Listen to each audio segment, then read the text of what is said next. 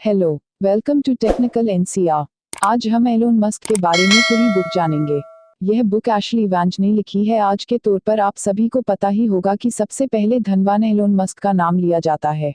तो audio book के जरिए से जानते। 1. एलोन की दुनिया। क्या आपको लगता है कि मैं पागल हूँ? यह सवाल एलोन मस्क से सिलिकॉन वैली के एक हाई एंड सीफूड रेस्तरां में साझा किए गए एक लंबे रात्रिभोज के अंत में आया था। मैं पहले रेस्तरां में गया और बस गया एक जिन और टॉनिक के साथ। मस्क को जानने में हमेशा की तरह देर हो जाएगी। लगभग 15 मिनट के बाद मस्क चमड़े के जूते, डिजाइनर जीन्स और एक प्लेट ड्रेस शर्ट पहने हुए दिखाई दिए। मस्क 6 फुट 1 खड़ा है, लेकिन जो भी उसे जानता है उससे पूछें और वे इस बात की पुष्टि करेगा कि वह उससे बहुत बड़ा लगता है। वह बेतुका चौड़ा कंधे वाला, मजबूत और मोटा है। आप समझेंगे कि वह इस फ्रेम का उपयोग अपने लाभ के लिए करेगा और एक कमरे में प्रवेश करते समय एक अल्फा पुरुष अकड़ का प्रदर्शन करेगा। इसके बजाय वह झुकता है लगभग भेड़ बकरियों के लिए। चलते समय इसका सिर थोड़ा नीचे झुका हुआ है। टेबल पर पहुंचने के बाद एक त्वरित हैंडशेक हेलो और फिर सीट पर बाट। वहां से मस्क को गर्म होने और आराम से दिखने से पहले कुछ मिनट चाहिए।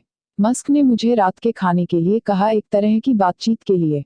18 महीने पहले मैंने उसे अपनी योजनाओं के बारे में बताया था, उसके बारे में एक किताब लिखने के लिए, और उसने मुझे सहयोग न करने की अपनी योजना के बारे में बताया। उनकी अस्वीकृति ने मुझे झकझोर दिया, लेकिन मुझे डॉग रिपोर्टर मोड में डाल दिया। अगर मुझे उसके बिना यह किताब करनी होती तो बहुत से लोगों ने मस्क की कंपनियों टेस्ला मोटर्स और स्पेसएक्स को छोड़ दिया था और बात करेंगे, और मैं पहले से ही उनके बहुत से दोस्तों को जानता था। साक्षात्कार एक के बाद एक, महीने दर महीने, और इस प्रक्रिया में 200 या तो लोगों ने। मैंने एक बार फिर मस्क से सुना। उसने मुझे घर पर बुलाया और घोषणा की कि चीजें दो तरीकों में से एक हो सकती हैं, वह मेरे जीवन को बहुत कठिन बना सकता है या वह परियोजना में मदद कर सकता है। यदि वह पुस्तक के प्रकाशन से पहले पढ़ सकता है और उसमें फुटनोट जोड़ सकता है तो वह सहयोग करने को तैयार होगा। वह मेरे पाठ में हस्तक्षेप नहीं करेगा, लेकिन वह रिकॉर्ड को सीधे उन स्थानों पर स्थापित करने का मौका चाहता था जिसे वह तथ्यात्मक रूप से गलत मानता था। मैं समझ गया था कि यह कहां से आ रहा था। मस्क अपने जीवन की कहानी पर कुछ हद तक नियंत्रण चाहते थे। वह भी एक वैज्ञानिक की तरह तार-तार हो गया है और एक तथ्यात्मक त्रुटि को देखते हुए मानसिक पीड़ा से ग्रस्त है। एक मुद्रित पृष्ठ पर एक गलती उसकी आत्मा को हमेशा के लिए कुतर देगी। जबकि मैं उनके दृष्टिकोण को समझ सकता था, मैं उन्हें पेशेवर, व्यक्तिगत और व्यवहारिक कारणों से पुस्तक पढ़ने नहीं दे सकता था। मस्क के पास सच्चाई का अपना संस्करण है, और यह हमेशा सच्चाई का संस्करण नहीं होता है जिसे बाकी दुनिया साझा करती है। वह सबसे सरल प्रश्नों के उत्तर को भी क्रियात्मक रूप देने के लिए प्रवृत्त है। और 30 पृष्ठ फुटनोट का विचार बहुत वास्तविक लग रहा था।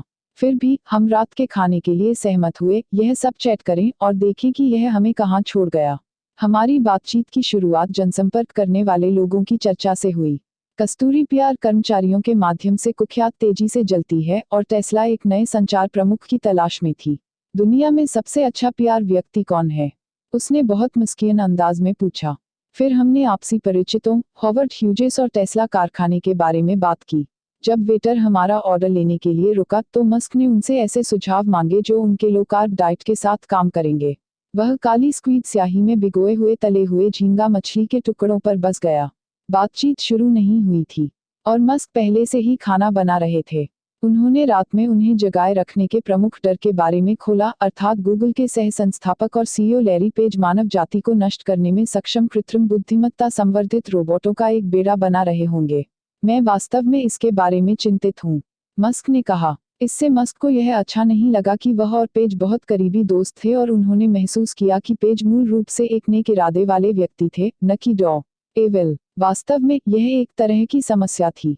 पेज के अच्छे स्वभाव ने उसे यह मानकर छोड़ दिया कि मशीनें हमेशा के लिए हमारी बोली लगा देंगी। मैं उतना आशावादी नहीं हूँ, मस्क ने कहा। वह कुछ बुराई पैदा कर सकता है।